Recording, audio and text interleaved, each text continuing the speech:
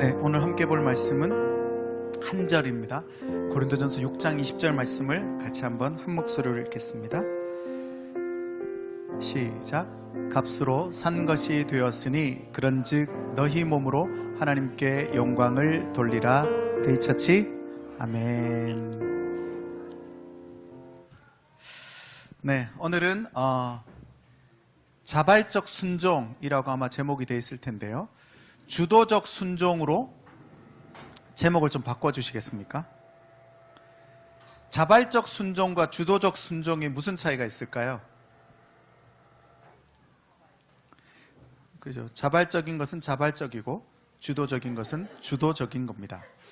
자, 왜 이렇게 제가 얘기를 하는지 같이 얘기를 나눠봅시다. 고린도 교회를 향해서 바울이 계속해서 어떤 삶을 살라 이렇게 말하고 있죠? 솔라 데오 글로리아. 어떻게 살으라 말하고 있다고요? 솔라 데오 글로리아. 이렇게 처음 듣는 것처럼. 어떻게 살라고 말하고 있다고요? 네, 대충 말하면 뭐 마스크 속에서 말하는 거기 때문에. 자, 솔라 데오 글로리아가 무슨 뜻입니까? 오직 하나님께 영광을. 그러니까 고린도 교회 성도들에게 어떤 삶을 살아라 이렇게 말하고 있는 거예요. 오직 하나님께 영광을. 그게 오늘날 우리에게 말씀하시는 하나님의 음성이기도 합니다. 우리 데이처치 가족들과 손님들이 어떻게 살아야 할까요? 솔리 데오 글로리아. 오직 하나님께 영광을. 그러니까 오직 하나님께 영광을 돌리는 삶이 무엇인가에 대해서 우리가 계속해서 살펴왔습니다. 주권인식하고 우리가 하나님의 속한 하나님의 백성임을 기억하고 살아내는 자로 살아가는 거죠. 그리고 이미 우리의 생명은 구원받는 지금 이 순간부터 영원한 삶을 살게 될 존재라는 것 믿으십니까? 여러분, 그게 구원이거든요. 사실 그리스도인 이 성도를 세상이 감당할 수 없는 이유는 뭔가 하면요, 죽음의 권세를 이겨낸 자들이 성도예요. 그래서 초대교회 때 그 수많은 핍박과 환난 가운데서 왜 원형 경기장에서 사자에게 물려 죽는 그런 상황 가운데도 성도들이 배교하지 않고 하나님을 떠나지 않았던 이유가 뭐예요? 생명이 지금 끝나는 것이 아니라 영원토록 이어지는 거예요. 그래서 그들이 그 앞에서도, 죽음 앞에서도 죽음을 두려워하지 않을 수 있었던 겁니다. 여러분, 이 세상을 살아가는 우리에게 가장 우리를 쥐고 흔드는 게 뭐예요? 죽음의 권세입니다.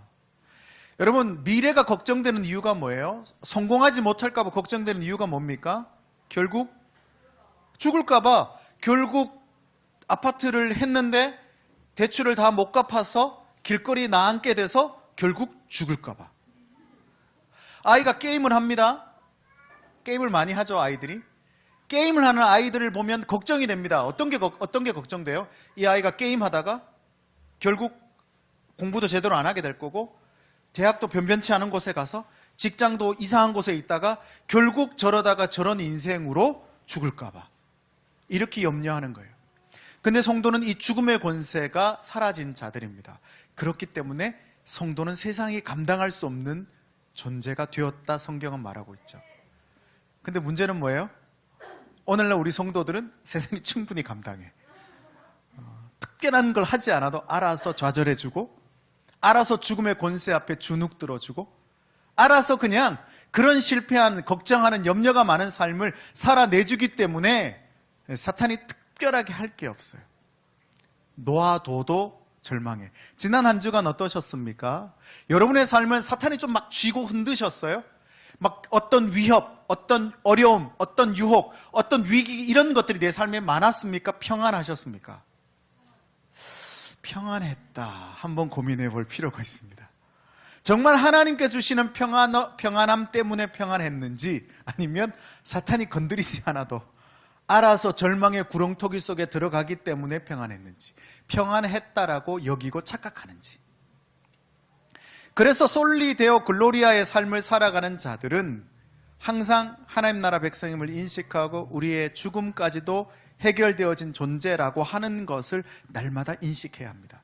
그런데 우리에게 부딪혀오는 삶의 문제들은 우리를 죽음에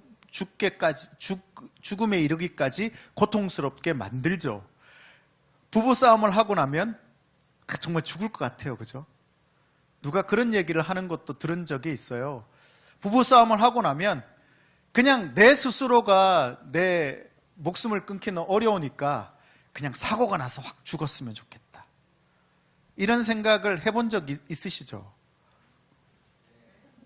그럼요. 그럼.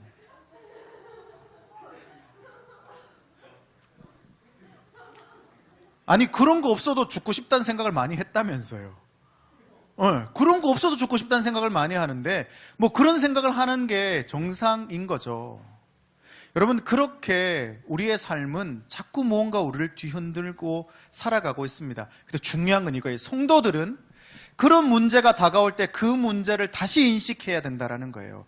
그냥 있는 그대로 받아들일 게 아니라 그런 관계적인 어려움이 닥치면요, 힘들어요. 마음이 힘든 게 사실입니다. 힘든 것을 인정하지 말란 뜻이 아니라 힘들고 난 다음을 생각해야 돼요.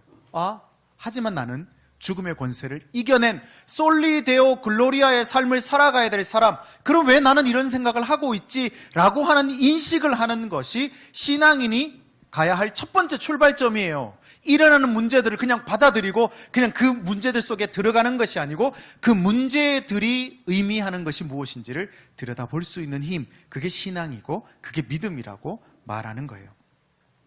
자, 고린도 교회를 향해서 바울이 솔리데오 글로리아의 삶을 살라라고 말합니다. 그 이유가 오늘 본문이에요. 다시 한번 읽어봅시다. 시작. 값으로 산 것이 되었으니 그런즉 너희 몸으로 하나님께 영광을 돌리라. 솔리데오 글로리아의 삶을 살아가야 하는 이유가 뭐예요? 그러니까 하나님께 영광을 돌려야 할 이유가 지금 본문에 나오잖아요. 값으로 샀어요. 여러분, 얼마 전 이 광도가 무너진 곳에서 어제 9일 만에 두 분께서 생존하셨다는 소식이 들렸습니다. 정말 이렇게 많은 젊은이들이 희생되어지는 시대 가운데, 이 암울한 시대 가운데 희망의 소식이 들리니까 그래도 감사한 것 같아요. 여러분, 그 두 분의 마음이 그 갱도에서 올려져서 이렇게 구조되었을 때 마음이 어땠을까요? 새로운 생명을 얻게 되었을 때 마음이 어땠을까요? 제가 예전에도 한번 말씀드린 것 같은데요. 저와 예전 대학 시절에 살았던 형님께서 물수조 이 탱크 속에서 청소를 하다가 두 명이 청소를 하다가 전기에 감전돼서 한 명은 그 자리에서 즉사하고 그 형님은 병원으로 이송되어서 살았습니다. 아침에 잠을 깨면요, 이상한 소리가 자꾸 들려요. 야옹 야옹. 자다가 일어나서 너무 깜짝 놀라서 눈을 떠보면 그 형님이 벽에 두드리면서 야옹 하고 있어요. 한번 상상해 보세요. 얼마나 무서운지. 정신 이상자인 줄 알았어요. 평소에는 멀쩡한데 잠만 깨고 나면 그러고 있는 거예요. 그래서 물어봤어요. 형님, 아침에 왜 그런 소리를 자꾸 내세요? 라고 했더니 원래 내가 그 물수조 물탱크에서 죽었어야 하는데 새로운 생명을 얻어서 눈을 뜨면 그렇게 행복하다는 거예요. 오늘도 내가 살아있구나. 그래서 아침이 너무 행복해서 막 벽을 두드리고 그 형님은 너무 부지런해요. 새로운 생명을 얻었으니까. 전 대학 시절에 좀 게으른 편이거든요. 그러니까 좀 늦게 자고 늦게 일어나야 돼요. 이 형님은 일찍 자고 새벽에 일어나는 분이에요. 그러니까 제가 늦게 잤든 어쨌든지 간에 야옹 소리를 하고 난 다음에 깨워요. 하루가 시작됐다는 거예요. 태양이 떠올랐다는 거예요. 근데 나는 태양이 뜰 때 잤거든. 여러분들, 값으로 샀다라고 하는 것, 죽을 수밖에 없는 존재에서 새로운 생을 얻게 되었다는 것을 의미합니다. 하나님은 아주 값비싼 대가를 지불하고 우리의 몸을 사셨죠. 그 대가가 바로 자신의 독생자 예수 그리스도.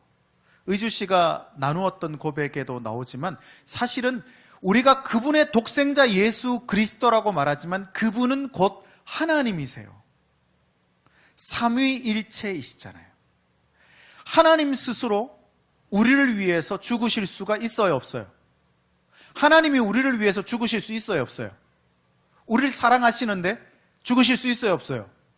애매하게 답변하지 마세요.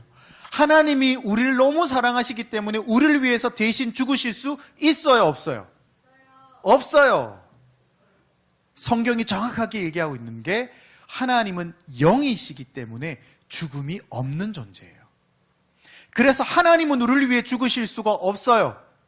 그래서 죽으실 수 있는 존재, 자신의 독생자 아들 예수 그리스도가 성육신 인간의 몸을 입고 이 땅에 오셔야만 하는 거예요.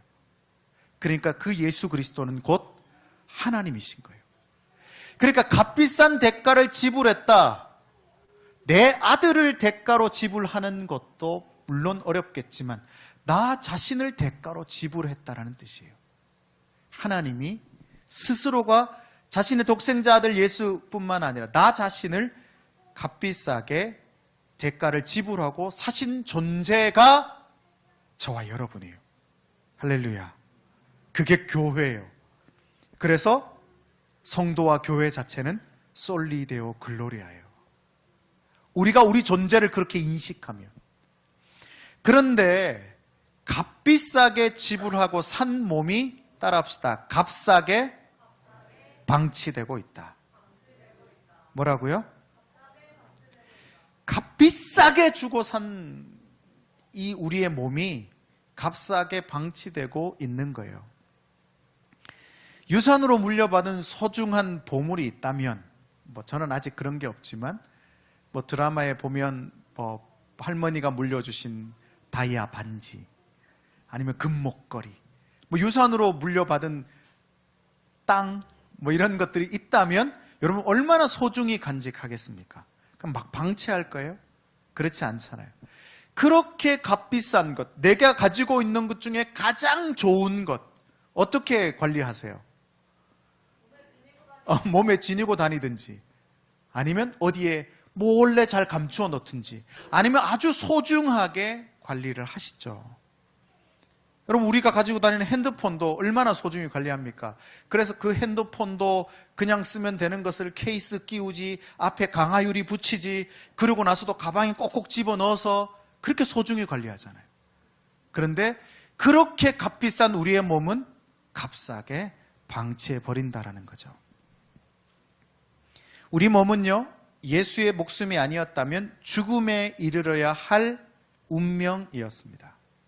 이 세상의 모든 자들은 죽습니다. 누구도 죽음을 피할 수 없죠. 하지만 예수의 죽음은 우리 몸에게 새로운 새 생명을 선물했습니다. 새로운 생명의 생기가 불어넣어진 몸은 어떻게 살까 한번 생각해 보세요. 지금 여러분의 몸에 그 어벤져스의 캡틴 아메리카, 그 사람이 어떤 약을 굉장히 허약했던 몸이었는데 몸에 어떤 주사를 맞고 나니까 막 근육남이 돼서 어떤 경우에서도 죽지 않고 웬만하면 다 살고 그런 상태가 되잖아요. 여러분, 그런 상태를 지금 성령께서 여러분에게 만들어 주신다면 어떻게 될 것 같아요? 지금 성령이 우리 가운데 찾아오셨습니다. 그리고 좀 팔 걷으라 그러는 거예요. 그리고 주사를 놓습니다. 자, 놓습니다. 시작.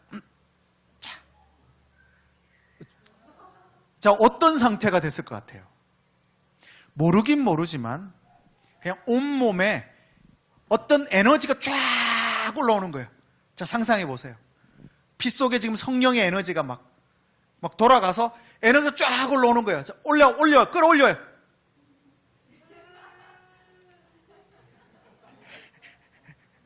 요것만 편집해서 내보내면 굉장히 이상한 교회가 되겠다, 그죠? 자, 모르긴 몰라도 온몸에 활력이 돌기 시작할 겁니다. 사랑이 흐르고 소망을 꿈꾸고 평안에 머무르게 될 것입니다. 그렇게 온몸에 새로운 생기로 가득한 상태가, 따라합시다, 이마고 데이. 이마고 데이가 뭐예요? 하나님의 형상이라는 뜻이에요. 뭐라고요? 자, 그런 상태, 끌어올려진 상태가 뭐라고요? 이마고 데이, 하나님의 형상. 그게 누구예요? 나예요, 나. 지금 내가 그런 상태예요. 근데 여러분 표정이 왜 그래요? 여러분의 지금 기분이 왜 그래요? 자, 끌어올리세요. 시작. 2씩씩 끌어올려. 더 성진 씨, 그래, 성진 씨 끌어올려요. 자, 우리의 삶을 살아낼 때 그렇게 끌어올려진 상태, 그 이마고 데이의 상태로 살아가도록 부름받은 게 성도입니다. 근데 육아를 하다 보면 이게 끌어올려져요? 직장에 가서 정신 먹고 나면 끌어올려져요? 아주 지금 가을이라 좀 덜 하겠지만 봄 돼서 밥 먹고 나면 아마 직장에서 특별히 사무직 하시는 분들은 굉장히 힘들 거예요. 지금 내가 이 자리에서 뭘 하고 있는지. 그죠, 집사님? 집사님 좀 괜찮으세요? 막 몸을 움직이니까? 좀 막 피곤하고 그러시죠? 잘못 이렇게 땜질 하신 적 없으세요? 있으시죠? 뭐 이래도 좋고 저래도 좋고. 자, 여러분, 우리가 이마고데이 상태로 살아내야 하는데 그런 상태로 잘 살아나지 못할 때가 많이 있습니다. 그럴 때마다 성도는 스스로 깨달아야 합니다. 내가 어떤 존재라고요? 이마고데이, 하나님의 형상임을 깨닫고, 내가 솔리데오 글로리아로 살아갈 수 있도록 부름받은 존재이구나라고 하는 것을 인식해야 합니다. 근데 중요한 것은요, 그러기 위해서 부름받은 공동체가 교회예요. 그래서 데이처치는요, 우리 모든 성도들이 각자 하나님의 형상임을 깨닫고 솔리데오 글로리아, 하나님께 영광을 돌리며 살아갈 수 있는 존재임을 함께 격려하고 도와주고 가르쳐주는 공동체예요. 옆 사람에게 한번 인사해 주십시오. 너는 하나님의 형상이야. 자, 집사님, 권사님만 하도록 하지 않고 뒤쪽에 있는 분들하고 좀 옆에 테이블과 인사해 주세요. 너는 하나님의 형상이야. 화이팅! 그 대영씨 끌어올려야 돼, 지금. 자, 여기 허성 어디 갔어? 끌어올리고 있나? 자, 급한 거 아니면 들어와요. 자, 우리가 하나님의 형상임을 가르쳐 줘요. 그래서 날마다 이야기해 줘야 돼요. 너는 하나님의 형상이야. 아멘. 아멘. 저도 마찬가지예요. 저한테도 얘기해 주셔야 돼요. 아멘. 아멘. 아멘. 우리가 하나님의 형상임을 알려줘야 하고, 그리고 끊임없이 격려해 줘야 해요. 그리고 때로 하나님의 형상답게 살아가지 못할 때 꾸짖어 주셔야 돼요.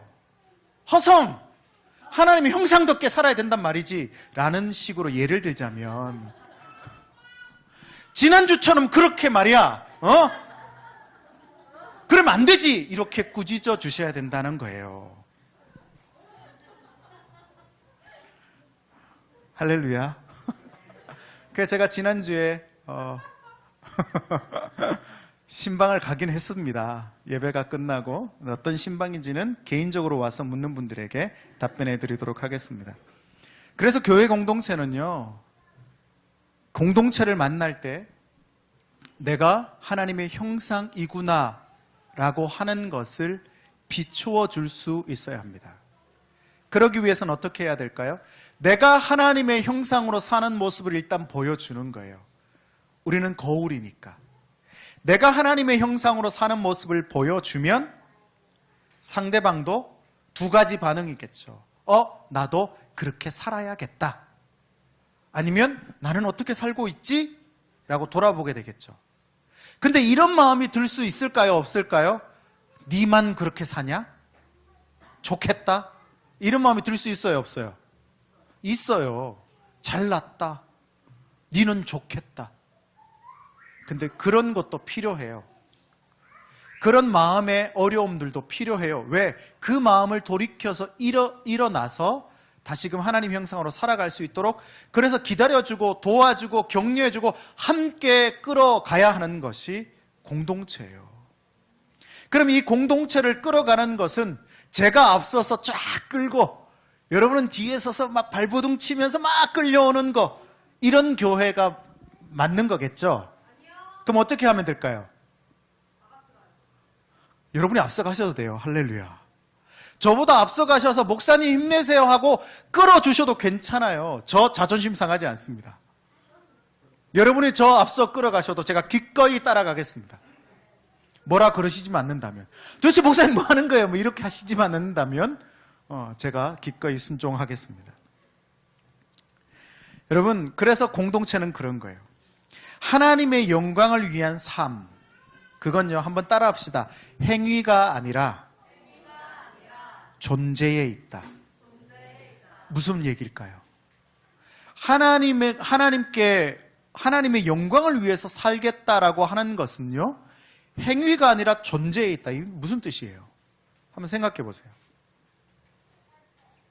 행위가 아니라 존재가 무슨 뜻이에요? 지난 한 주간 내가 하나님의 영광을 위해서 살았다. 나는 생각해 보니까 지난 한 주간 내 삶은 하나님의 영광으로 가득 찼어요. 할렐루야. 네. 또 이래서 되겠습니까? 한 명이 말이 돼요? 다시 잘 생각해 보세요. 지난 한 주간 나는 하나님의 영광으로 사는 것 같다. 오케이. 그렇죠. 자, 지난 주간 나는 하나님의 영광으로 사는 것 같다.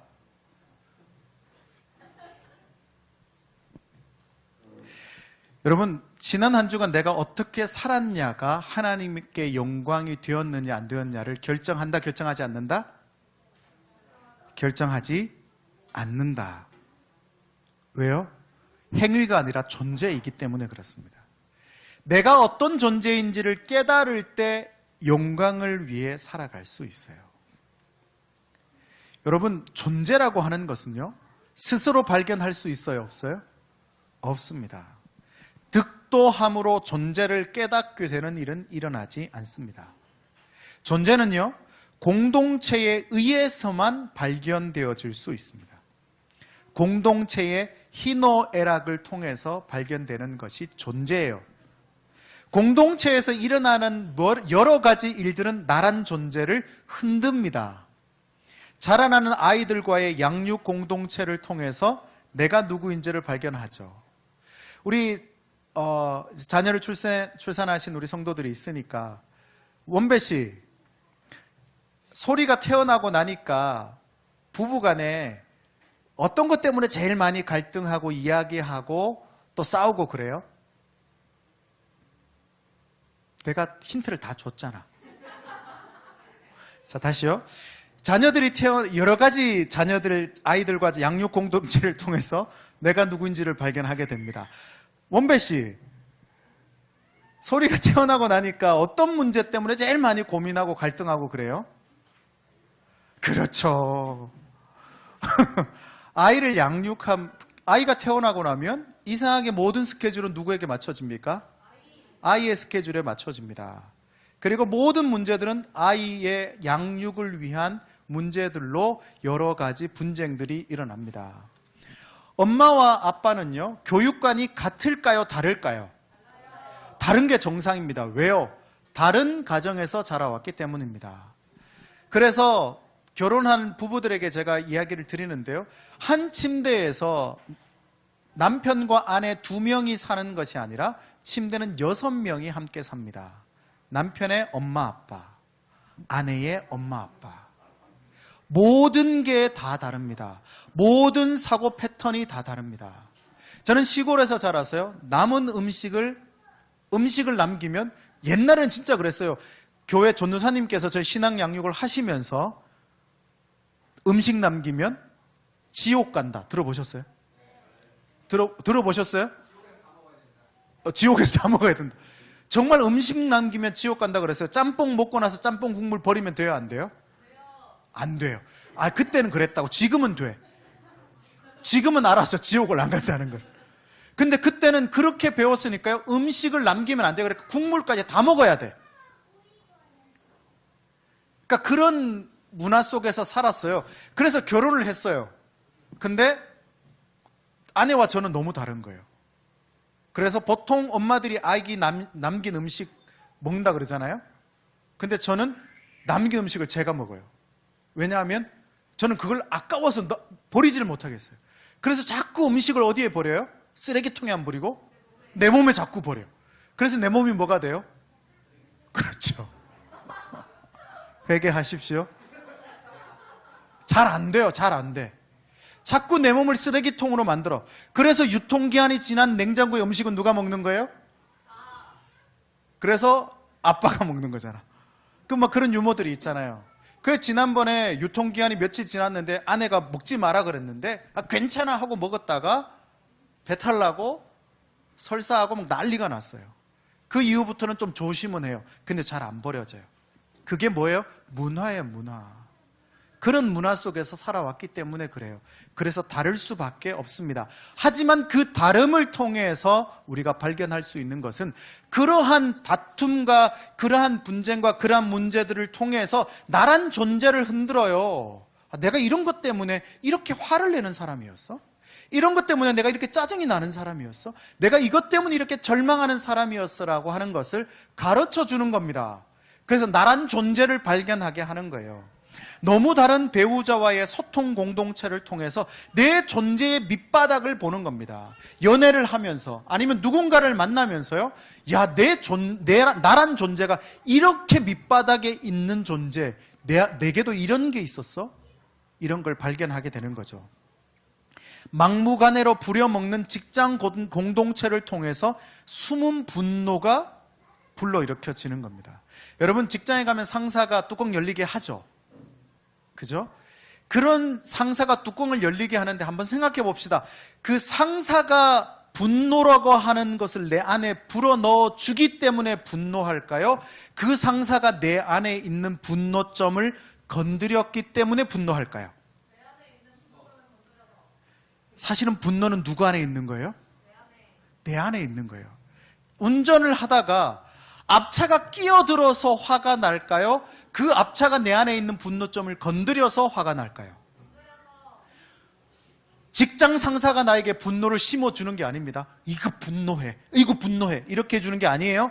내 안에 있는 분노점을 건드리기 때문에 화가 나는 거예요. 그래서 그 분노점을 건드려주는 직장 상사는 고마운 존재예요. 할렐루야.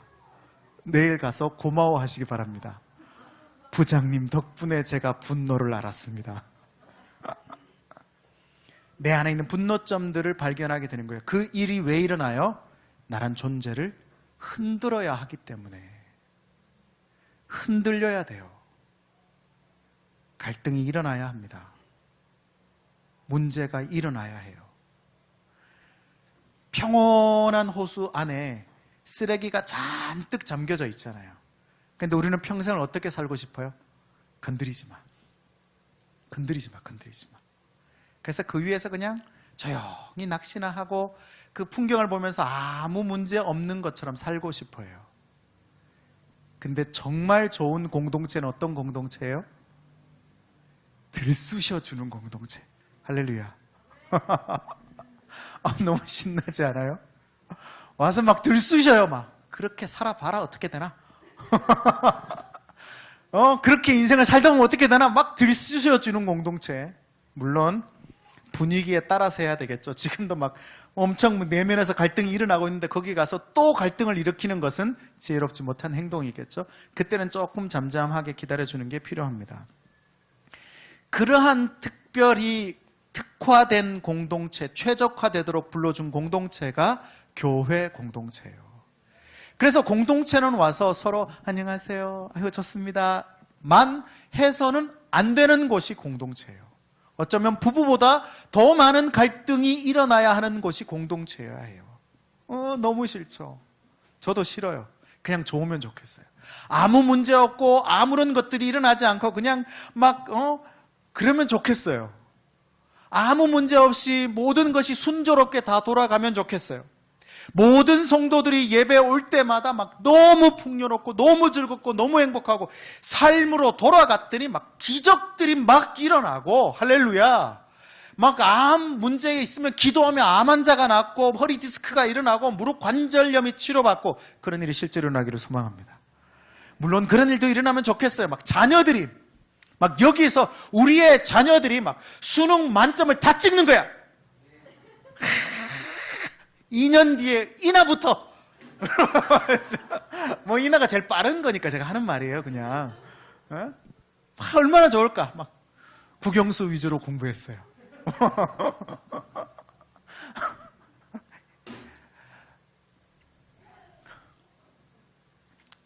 여러분, 그런 일만 일어나지 않아요. 이 안에서 여러 가지 의견 충돌도 생기고요, 마음이 다르기도 하고요, 또 생각한 대로 안 되기도 해요. 저도 이 데이처치를 개척하면요, 율전도 끝났다 이제 어떡하냐 여기, 아유 수원 어떡하냐 막 이럴 줄 알았어요. 아무렇지도 않아요. 아무런 일도 안 일어나요. 할렐루야. 정말 이렇게 아무런 일이 안 일어날지 몰랐어요. 내 뜻대로 되지 않는 거예요. 내 생각대로 되지 않아요. 근데 그게 맞는 거겠죠. 교회 공동체는요, 나란 존재를 발견할 수 있도록 최적화되어 있는 곳이 교회 공동체입니다. 그래서 교회에 와서 상처받았다, 그래도 되는 거예요. 왜? 그러한 문제들로 우리 안에 존재가 흔들려져서 상처받고 그래서 끝이 아니고, 여러분 교회가 아니면요 상처받으면 끝이에요. 꼴도 안 봐. 꼴도 보기 싫어. 안 보면 돼요. 직장 옮기면 되죠. 하지만 교회 공동체는 상처받고 끝이 아니라 상처받고 난 이후에 어떻게 해야 될지를 고민해야 되는 것이 교회 공동체예요. 왜요? 거기서부터 신앙이라는 것이 발동되어야 되거든요. 하나님의 형상의 회복을 위해서 특별히 선물로 이 땅에 주신 곳이 교회입니다. 그래서 하나님이, 예수께서 이 땅에 우리에게 교회를 만들도록 허락해 놓으신 거예요. 교회는 존재를 발견하는 곳입니다. 따라합시다. 교회는 존재를 발견하는 곳이다. 기억하셔야 합니다. 교회는 뭐라고요? 어떤 존재를 발견해야 돼요? 제일 먼저는 하나님의 존재를 발견해야 돼요. 하나님이 어떤 분이신지 알아야 돼요. 하나님이 어떤 분이신지 선명하게 알아야 돼요. 하나님께서 온 땅을 창조하신, 우주를 만드신 분이라고 하는 것을 고백할 때 그 고백이 정말 존재감 있게 고백되어져야 돼요. 한번 고백해 봅시다. 옆에 있는 사람에게 하나님이 어떤 분이신지, 하나님께서 나에게는 어떤 분이신지 한번 이야기해 보십시오. 시작.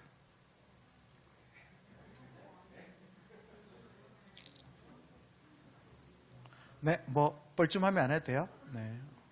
저쪽은 뻘쭘할 것 같아.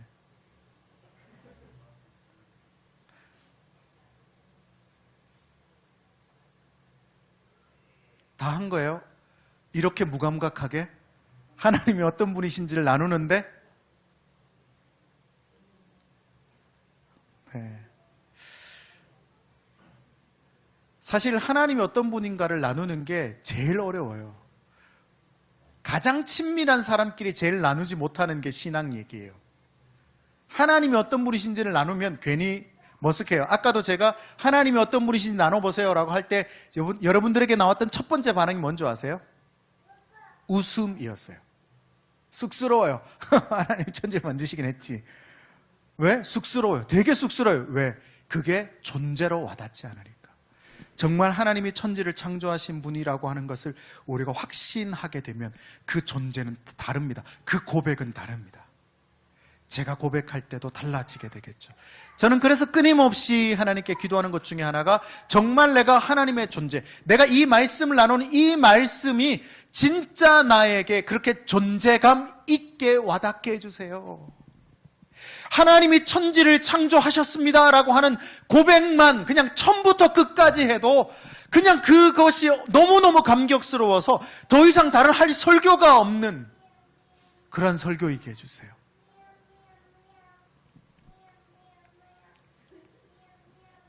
얼마나 소리가 지금 하나님이 천지를 창조하셨어요 계속 고백하죠. 그래서요, 존재를 발견하는 두 가지, 하나는 하나님의 존재를 발견하고, 따라합시다. 두 번째는 하나님의 최고의 걸작인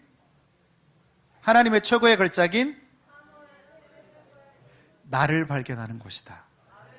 그 기독교는 이게 다예요. 하나님 존재 발견, 나란 존재 발견.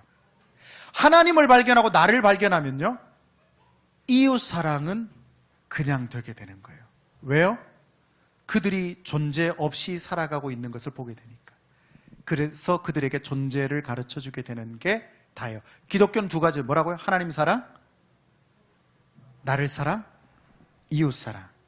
그래서 예수께서 말씀하셨던 구약의 모든 율법, 모든 신앙의 모든 구약 성경을 합쳐놓은 게 뭡니까? 하나님을 사랑하고 내 이웃을 내 몸과 같이 사랑하라. 이게 다인 거예요. 이 존재를 발견하셔야 합니다. 그래서요, 신앙의 성숙은요, 하나님이 어떤 분이신지를 점점 더 많이 깨닫게 되는 겁니다.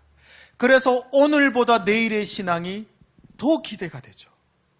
내년의 신앙이 더 기대가 되어지죠. 왜요? 하나님을 알아가니까.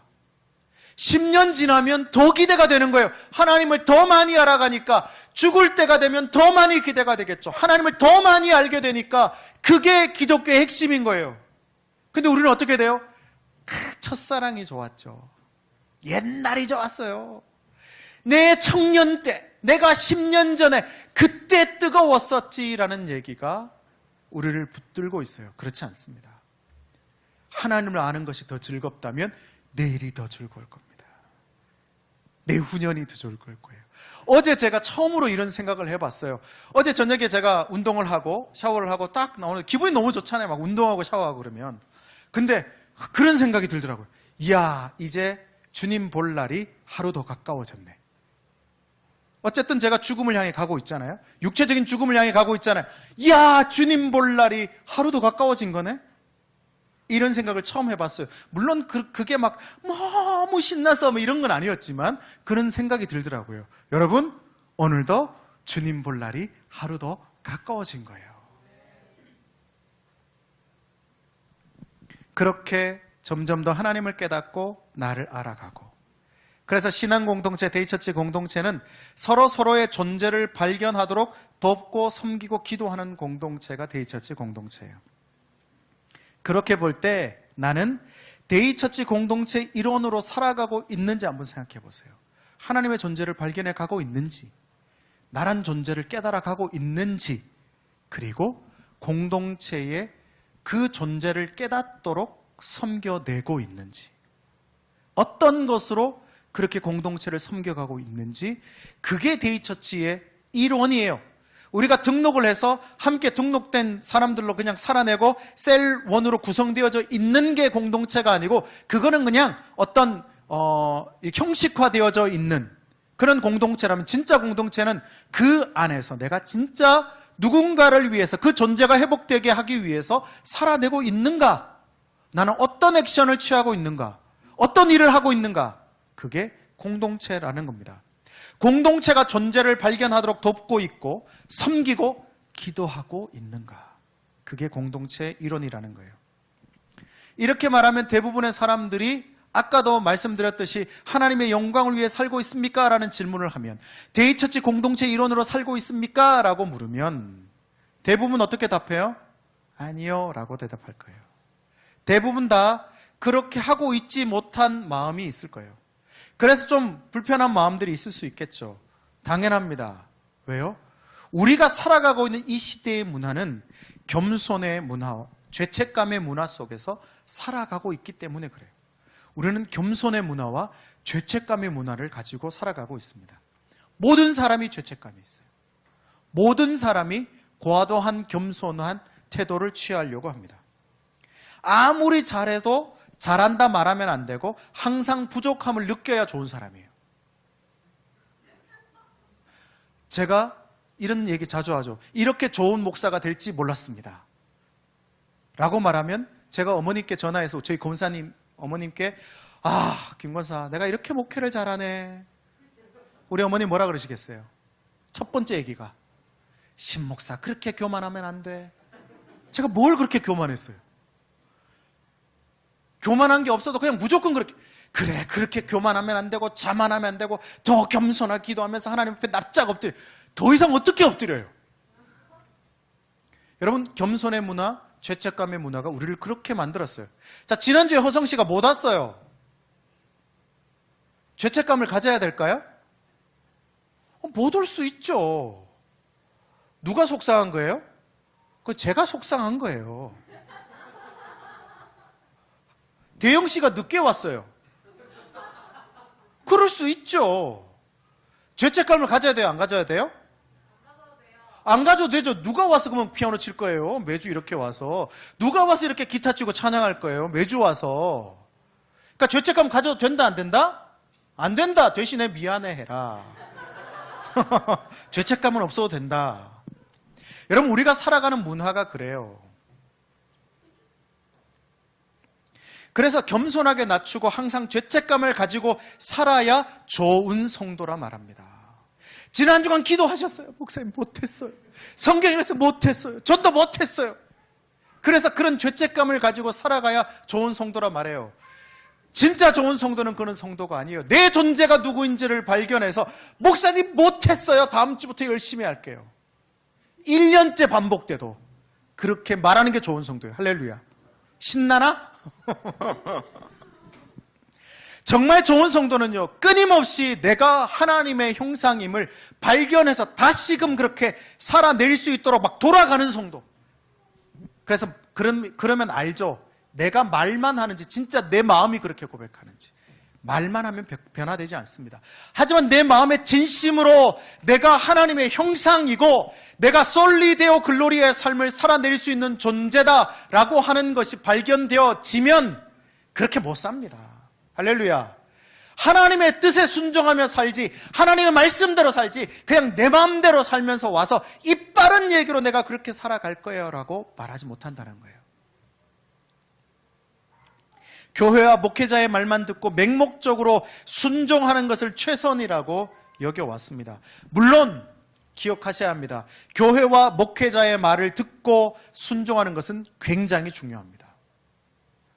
교회와 목회자가 분명히 신앙에 대해서 말할 때 그 부분에 대해서 아주 진중하게 고민해 보셔야 합니다. 반감이 일어난다 할지라도 심각하게 고민하면서 그 문제에 대해서는 아주 권위 있게 생각해 보셔야 해요. 이 시대는요, 점점 더 권위자에 대한 권위가 실추되어지고 있는 시대예요. 그런 문화 속에 살아가기 때문에 교회의 권위도 목회자의 권위도 떨어져 가는 게 사실입니다. 그리고 물론 잘못한 것도 있습니다. 하지만 그렇다고 해서 교회와 목회자의 권위를 땅에 떨어뜨려서는 안 돼요. 분명하게 인식해야 합니다. 하나님이 나에게 지금 말씀하실 수도 있어요. 하지만 그것이 최우선이어서는 안 돼요. 최우선은 따라합시다. 하나님의 형상으로서의 존재가 회복된 이후에 주도적 순종이어야 한다. 교회가 시키기 때문에, 목회자가 시키기 때문에 따라하는 것이 아니라 하나님의 형상으로 회복된 존재로서 주도적으로 순종하는 것이 최우선이라는 거예요. 쉽게 말하면 뭐예요? 시키기 전에 하는 거예요. 하나님의 뜻을 깨닫고 하나님의 뜻을 발견하고 시키기 전에 내가 먼저 주도적으로 순종하는 거예요. 여러분, 맹목적인 순종은요, 방향을 잃게 합니다. 맹목적 순종을 이끄는 자나 따르는 자 모두가 오류에 빠져요. 무조건 이렇게 하세요. 네. 시키는 자나 따라오는 자나 다 오류에 빠집니다. 하지만 주도적 순종은 모두를 건강하게 만듭니다.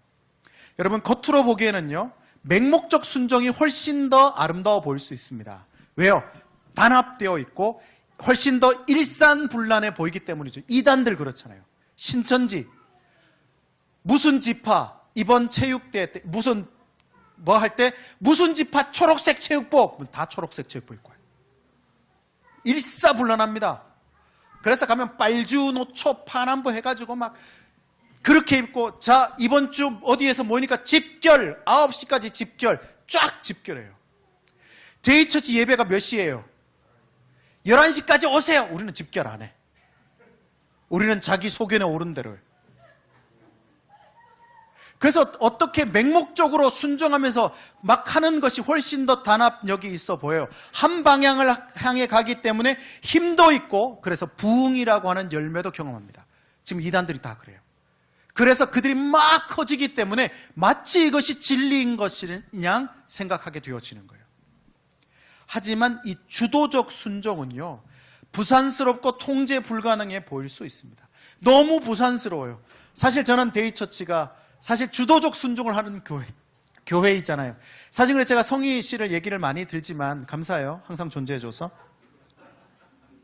오늘도 사실은 예배 때 얼마나 멋진 멘트였어요. 층간소음 문제를 이슈를 우리에게 던져줬잖아. 자, 이렇게 큰 이슈를 던져주는 찬양 인도자는 전 세계에 없습니다. 오직 데이처치만 존재하는. 그래서 제가 말씀드렸잖아요. 포스트 모던적 찬양 인도자라고. 핵심이 어디에 있는지 우리가 정말 깊이 있게 고민해봐야 알아. 층간소음 문제는 잘 해결되길 바랍니다. 여러분, 좀 부산스럽습니다. 아이들도 뛰어다니고요. 막 아이들이 올라와서 뛰어다니면 보기 좋아요? 좀 부산스러워요? 둘 다죠, 뭐. 보기 좋기도 해요. 근데 정신이 없기도 해요. 다양성과 자유로움이 있을 수는 있지만 통일성이 좀 부족해 보일 수 있어요.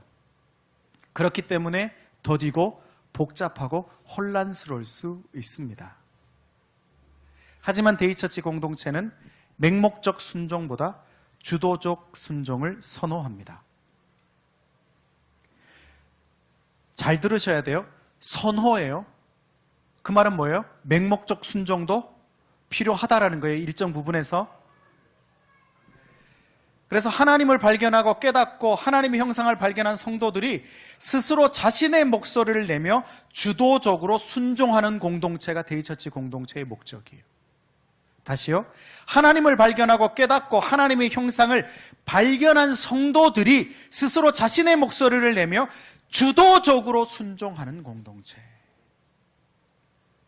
누군가의 길을 따라가기보다는 각자의 길을 발견하고 깨닫고 살아가기를 소망하는 공동체. 하나님이 데이처치 공동체 모두에게 허락하신 유일한 길을 살아내는 공동체. 그래서 여기에 한 40-50명이 앉아있다면 저는 이렇게 딴 데 가서 얘기합니다. 다른 곳에서. 데이처치는 하나의 교회이지만 50개의 교회를 가지고 있습니다. 여러분 한 명 한 명이 교회예요. 여러분 한 명 한 명은 너무 달라요. 생각하는 것도 삶의 방식도 추구하는 것도 다 다릅니다. 하지만 여러분 옳아요. 왜요? 여러분은 교회에 있기 때문에. 여러분 각자가 교회이기 때문에 데이처치는 한 개의 교회이지만 50개의 교회를 가지고 있습니다. 아이들까지 치면 80개의 교회를 가지고 있어요. 할렐루야. 그러니까 저는 몇 개 교회에 담임 목사예요? 어디 가서 뭐 81개 내 교회까지 있으니까. 그래서 딴 데 가서 막 물으면요 주눅 들지 않아요. 성도가 몇 명이에요? 저는 그런 얘기 안 합니다. 저는 교회를 81개 가지고 있습니다. 깜짝 놀라겠죠. 왜요? 여러분 한 명이 복음을 10명씩만 전하면 우리 교회 몇 명이에요? 여러분 한 명이 100명씩 전하기는 어렵겠죠. 10명씩만 합시다. 그럼 우리 교회는요 800명 교회. 엄청 크죠.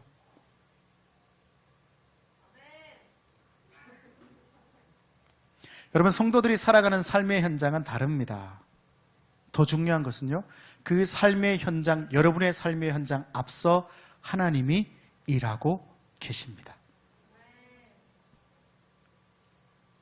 하나님은 데이처치 모든 성도들을 향한 분명한 계획이 있으세요.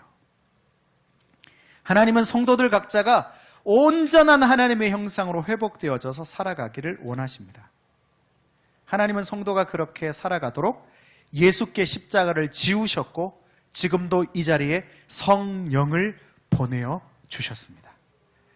교회와 목회자가 성도들을 향해서 하나님이 그런 계획이 있음을 가르쳐주고 일깨워주고 설명해주고 도와주고 섬기고 기다리라고 역할을 허락해 주셨어요. 그래서 이 주도적 순종이 데이처치 가운데서 일어나야 합니다. 근데요 주도적 순종이라고 하는 말은 고요함 외침과 같은 이 상반된 언어, 부자연스러운 조합이죠. 고요한 외침 이런 언어를 뭐라고 표현하죠? 역설법. 저게 생각이 안 났어요. 고요한과 외침이 말이 안 되잖아요. 이 고요한 외침이죠. 말이 안 되는 얘기예요. 주도적 순종이 그와 같은 말이라는 거예요. 주도적인데 어떻게 순종할 수 있고 순종하는데 어떻게 주도적일 수 있습니까? 말이 안 되는 거죠. 하지만 하나님 앞에서 일어나는 순종은 주도적이어야 된다는 거예요. 하나님 앞에서 일어나야 될 순종은 맹목적인 것이 아니라 주도적이어야 돼요. 억지로 맹목적으로 부단한 노력으로 일어나는 게 아니라는 거예요. 따라합시다. 자연스럽게, 자유롭게, 자발적으로. 왜요? 목숨까지 내어주신 그 예수 그리스도의 진짜 사랑을 발견하고 나니까 자연스럽게, 자발적으로, 주도적으로, 자유롭게 일어나게 된다는 거예요. 여러분, 예수의 십자가는요, 주도적 순종이었습니다. 성령의 도우심은 주도적이에요. 우리가 무언가 받을 만한 행동과 열매를 맺었기 때문이 아니라 그냥 사랑하시고 그냥 우리를 끌어안으시는 거예요. 그 사랑을 발견하고 나면 주도적 순종이 일어날 수밖에 없어요. 스스로 하나님의 교회 공동체를 위해 희생하고 섬기고 나눌 수밖에 없어요. 놀랍게도 그때에만 주일 성수가 얼마나 소중한 것인지 알게 되는 거예요. 데이처치는 주일 성수에 대해서 강조하지 않습니다. 왜요? 우리 각자가 깨달아야 하거든요.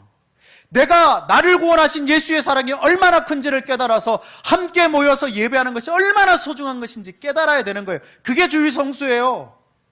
그게 11조예요. 그게 섬김이에요. 그게 복음 전도예요.